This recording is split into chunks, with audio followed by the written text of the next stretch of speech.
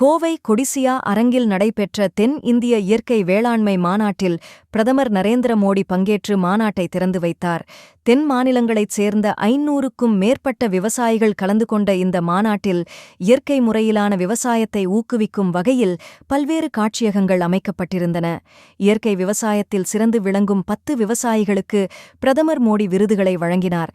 மேலும் நாடு முழுவதும் 9 கோடி விவசாயிகள் பயனடையும் வகையில் கிஷான் சம்மன் நிதி திட்டத்தின் 21வது தவணையாக ரூபாய் 18,000 கோடி தொகையை வழங்குவதாக அறிவித்தார். மாநாட்டில் பங்கேற்ற மோடி கொடிசியா வளாகத்தில் காட்சிப்படுத்தப்பட்டிருந்த விவசாய பொருட்கள் மற்றும் தேசிய பாதுகாப்பு உபகரணங்களை பார்வையிட்டார்.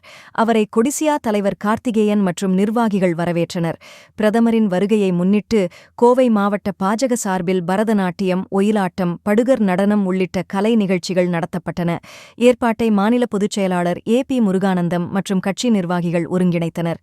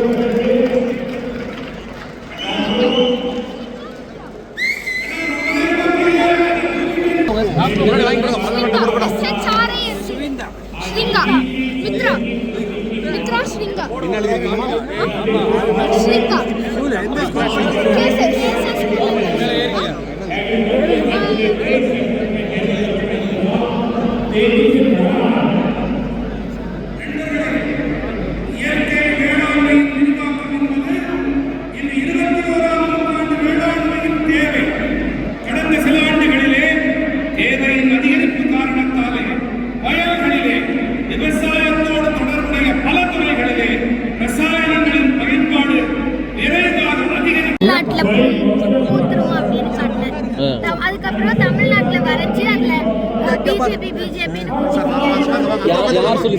தமிழ்நாட்டுல ஊத்துருவோம் அப்படின்னு சொன்னேன்.